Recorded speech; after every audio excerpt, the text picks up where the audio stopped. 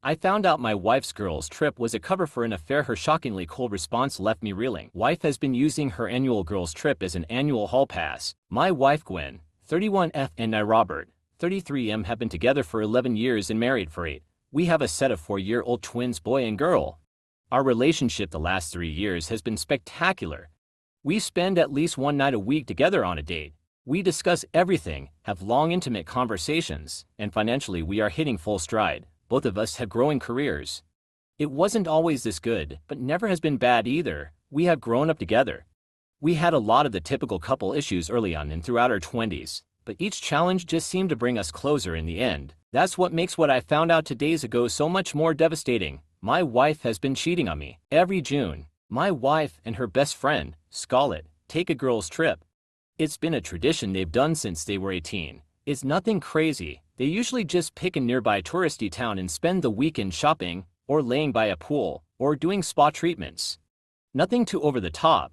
She has this year's trip already booked and it's in just a couple of weeks. The other day, I was looking at our bank account app, and it wanted some mandatory info verification for privacy's sake. I clicked the button and it went into the step authorization. Clicked OK and it said it had to send me a code via text, but it's my wife's phone tied to the account. I begrudgingly got up and went and found her phone. I would normally ask, but she was napping and I didn't want to wake her. I picked the phone up and hit for the code to unlock since it obviously wasn't going to recognize my face. I know the PIN, it's the same thing she uses for everything. Once unlocked, she has Snapchat open, and there's a message from her BFF in the chat. It says, "Are you really going to go through with it?" A sense of dread washed over me. I really had no reason to feel this way, but something about the question just felt so off. I thought hard about how my wife would respond, and typed back, "Why wouldn't I?" Scarlett responded, "I'm just saying, 2 guys at once is pretty intense." My heart dropped. I couldn't believe what I was seeing. Knowing I couldn't keep the charade up, I stopped responding and began looking through the snaps. There were 2 guys I vaguely recognized as being from my wife's past. Unfortunately, it's Snapchat, so when I clicked on them there was nothing there. I went into her phone deeper, nothing in her texts or email. I looked through a oddly named folder and in it is WhatsApp.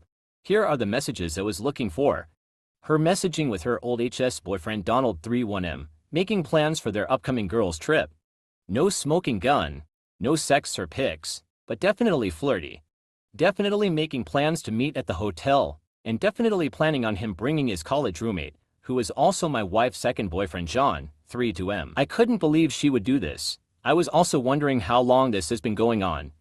There are not a lot of messages, but I could tell that this won't be the first time Donald has joined her on the girls' trip. I knew since Scarlett would figure out that I sent that last response. I had to confront my wife when she awoke. When she finally awoke, some grueling 45 minutes later, she immediately picked up her phone. She didn't even notice me sitting in the chair in the corner of our room. After looking at her snaps and sending a few back to Scarlett, she finally put 2 and 2 together and realized I had been on her phone. She looked over and finally noticed my presence. Her first words, said in a very aggravated tone, were, "Did you go through my phone?" Before I could even get a word out, she starts laying into me about invasion of privacy. I became immediately engaged. How dare she blame me for anything? I tell her I know she is cheating, that she's talking to Donald and John, and that her and Scarlett's trip is just a cover. At first she tries to deny everything, tries to gaslight me, telling me I'm reading too much into the messages, that she is just catching up with old friends and knew I would act like this. That's why she didn't tell me they were going to get lunch. It was all bullshit. I got so mad this whole thing devolved into just screaming and yelling. I told her I wanted a divorce, and she said, "Really? You're going to throw away over 10 years over a couple of nothing texts?" Implying I was the one throwing things away made me see the darkest red, and I said what I knew would get under her skin far more than anything else.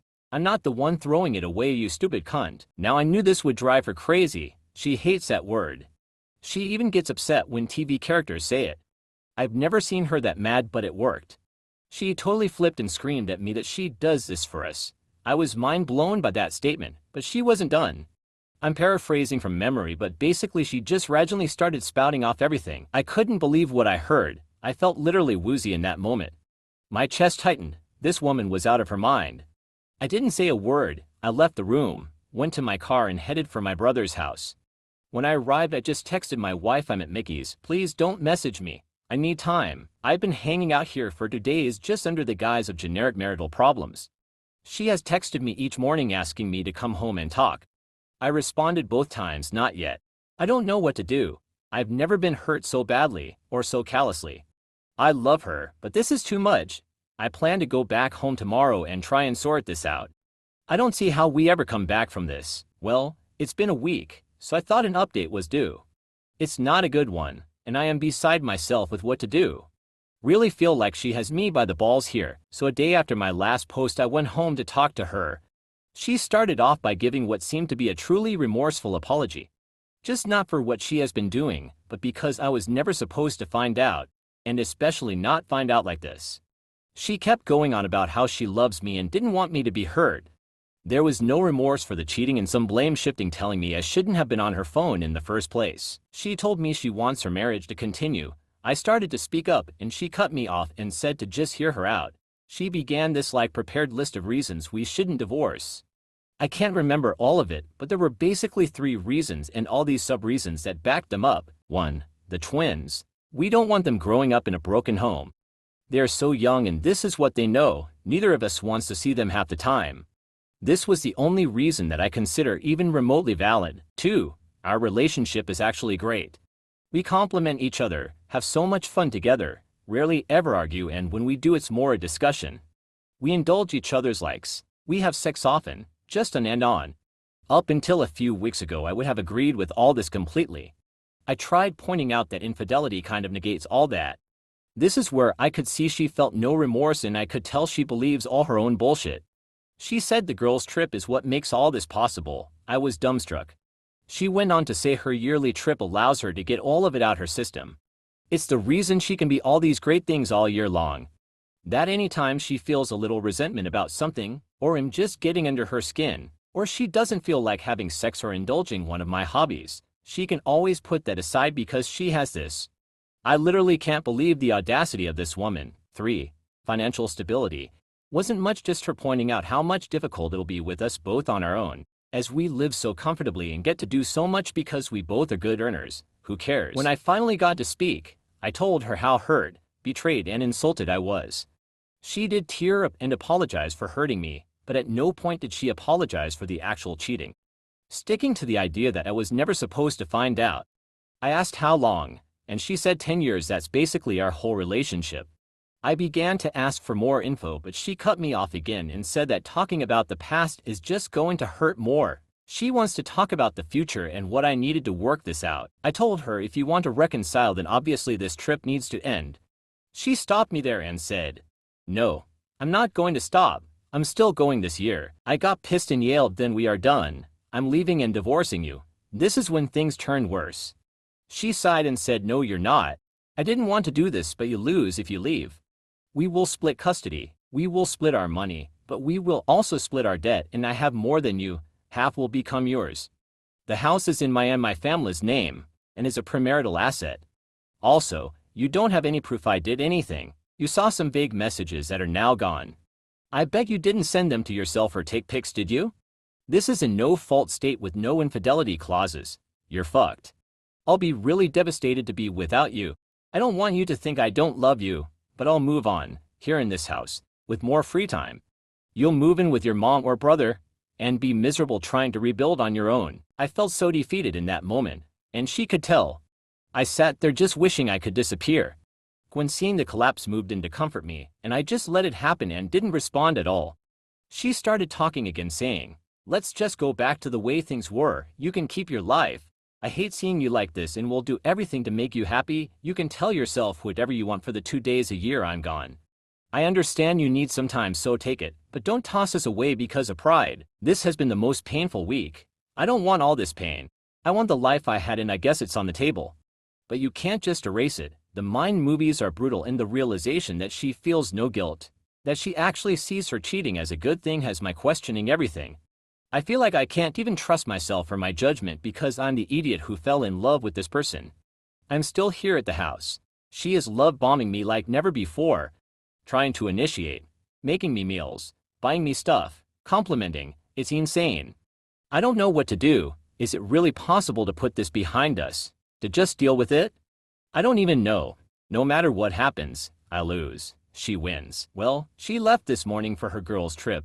I spent the morning taking care of the twins. We did Play-Doh for a couple hours. It's amazing how intent their little distractible brains get when you bust out new tubes in a couple of big play sets. Anyway, it was welcome distraction from the turmoil of the past few weeks, which only got worse the last few days. I still can't believe she went. It is amazing how crazy her ability to compartmentalize is. I mean, every day she is just the best mom. She also has been trying so hard to make me happy. Even when I'm a dick to her, she just says, I know that's the anger talking, it's valid, but I won't take it. I'm going to give you time to cool off, like WTF. She has come on to me every day since day, and I'm disgusted with myself because I've given in twice. Each time I feel literally sick. Meanwhile she acts like it was the best time ever. I am embarrassed to report I have been doing the picking me dance, trying to get her to not go. In the end it didn't matter, she still went.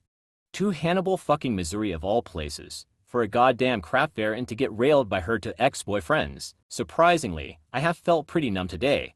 Like I'm finally ready to accept this as who she is. I should have accepted it last week when I finally got the details out of her about the years of girls' trips that came before. That was painstaking to do in its own right. Not because I had to drag the info out of her, no, she seemed excited to share her exploits, but because she was so determined to not give me the opportunity to have hard evidence. This woman had me put my phone in the car, then have this conversation in the shower, like who even thinks of that? She started off by asking if I remember when her and Scarlett went to Santa Claus, in? I said yeah. We had only been dating like 2 months, she said, right? Nothing happened that time, or 5 years ago when I was 6 months pregnant with the twins. But every other time I have been with at least one other guy. At least, I inquired, she said. Yes, at least. The first few years I didn't have a plan other than picking up a guy and bringing him back to the hotel. If he was a lame duck, I'd pick up someone else the next day. If he was good I would keep him for the weekend. For some reason this was worse than it being a full-blown affair. The idea that she was just picking up random dudes made my skin crawl. When I asked if she used protection she said, sometimes. Well, disgusted, I pressed on and asked why she started cheating in the first place. She said, you remember we were having some serious issues just after our first year together. I had the trip coming up and was venting to Scarlett about it. She was having some problems with Sam, her then BF, now husband, and said we should cheat on you guys. At first I was appalled, but then she told me about how her mom has cheated on her dad forever. He just takes it, turns a blind eye. She used to get so mad at her mom, but told me one day something happened. When she was 16, Scarlett got sick at school and was sent home. She drove herself home and quietly came inside, only to catch her mom in the act. Upset and crying she asked her mom why. Her mom told her because it makes her better. Having this over her dad lets her handle all the things that she doesn't like in her life, makes her a better mom and wife, and makes her feel alive. At first Gwen was skeptical of this whole thing and told her she didn't promise she would do it. Gwen did admit that the idea excited her. It wasn't until the first night that she realized Scarlett had invited a classmate to meet her at the hotel. She was going to be joining him in his room. At that point Gwen said she had some serious FOMO, and while they were out at a local college bar, she picked up a guy. Apparently she picked right, and kept him on retainer for the rest of the weekend. This is when Gwen went into a whole monologue reminding me about how she is all year long, but especially after she returns from the girls' trip. It's not untrue. She has always been super attentive and sexual for weeks after. That starts the second she gets back each year. It's crazy to think how much I used to look forward to her going, knowing that she always came back with her battery charged. Now knowing how she's charging it has me absolutely disgusted. I asked, so how did we get to you having an affair with your HS boyfriend? She said, it's not an affair. We fuck 1 weekend a year, and message a little bit leading up. That doesn't make it an affair. But to answer your question, after the first couple years of random guys worked out, the next 2 years didn't, so I decided to do what Scarlett does and invite someone. The first time was a client and it went great. The next year, we had just gotten a hot intern at work and he was always flirty, so I invited him. The weekend was amazing, but when we got back he was clingy. I ended up having to threaten him, and I learned that co-workers don't make good choices. I ended up reconnecting with Donald at our HS reunion 4 years ago.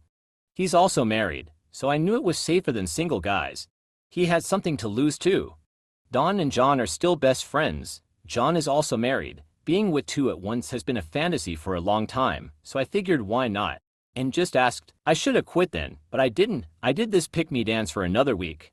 But now she's gone for the weekend, but I'm about to be gone too. I'm not going to live like this. She thinks she has me, but what she didn't anticipate was me going numb. I might not have a plan right now, but I have time, and I will make sure she sees consequences for this. Edit. Getting a few questions on the history between Gwen, Don and John. Gwen and Don were HS sweethearts and decided to break up amicably right before going to the same college. They kept up as friends with benefits thing for the first semester until Don got GF. John was Don's roommate freshman year, and they became best friends, so the three of them, and some others, hung out a lot.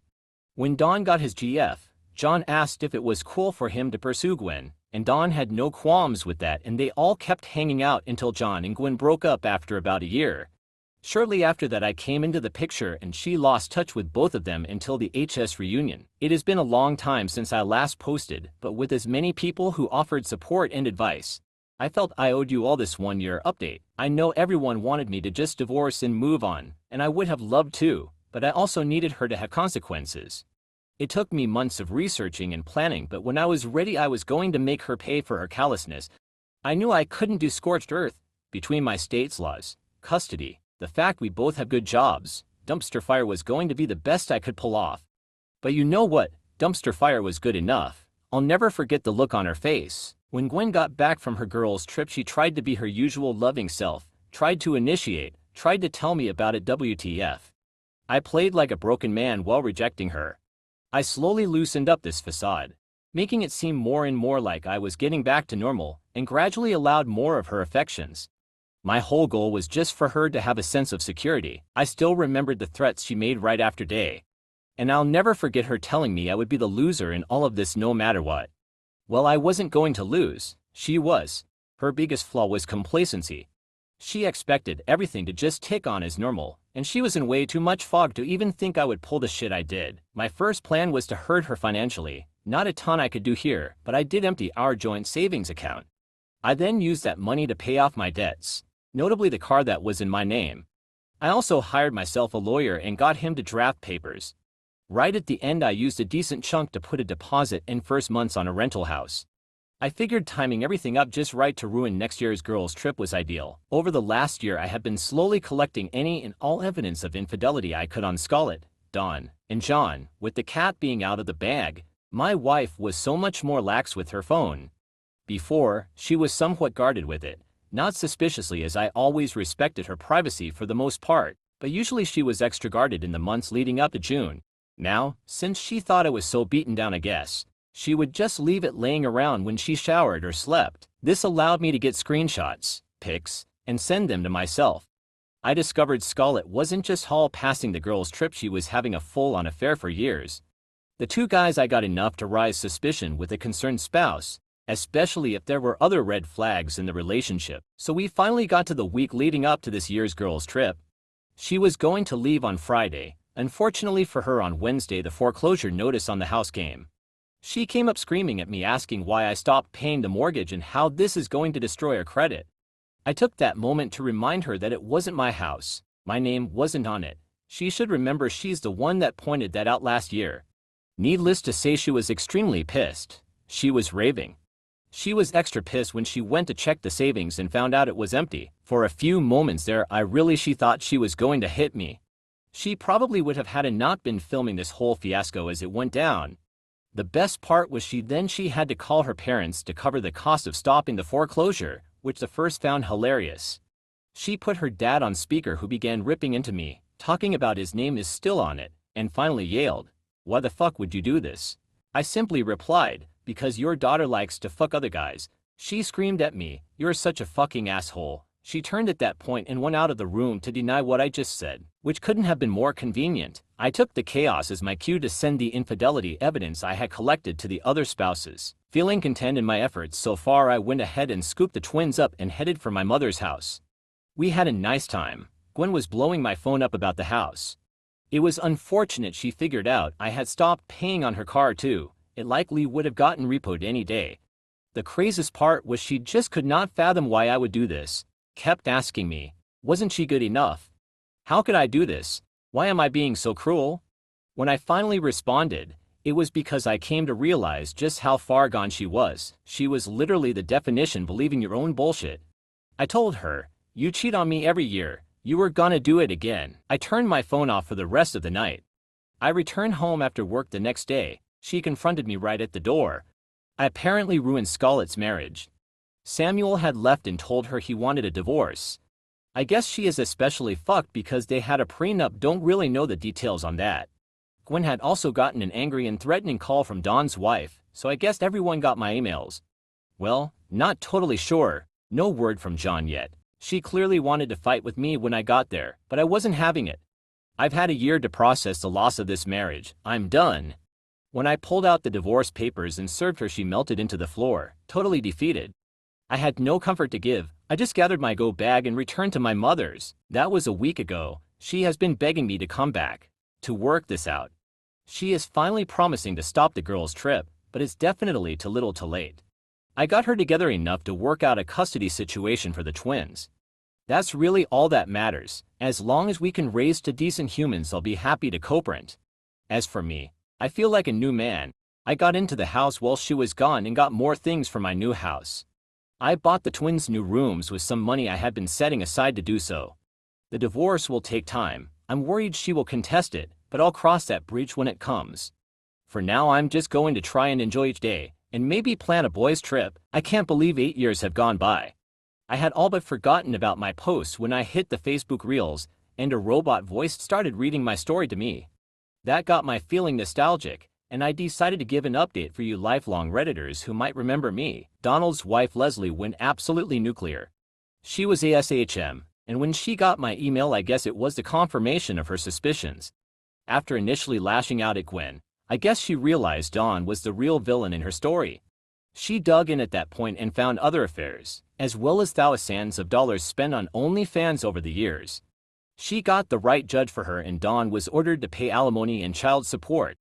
And if that wasn't enough, she then aired all of this on social media the second the divorce went final. It was quite entertaining. I have only the vaguest idea about what happened to John. Gwen told me all his socials went dark right after I messaged his wife. About 2 years ago, he popped up again on my friend's suggestions on Facebook.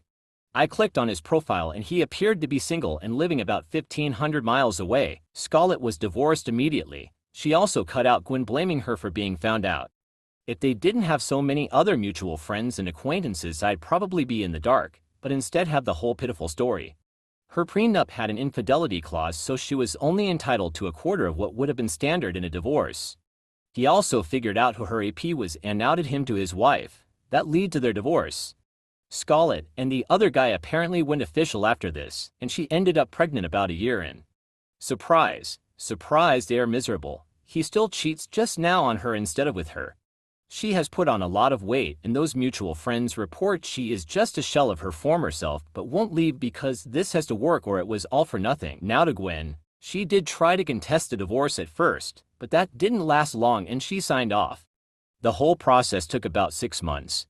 During that time, she continuously tried to get me to stop and reconcile. But the level of delusional she had shown alone was more than enough for me to never even consider doing that.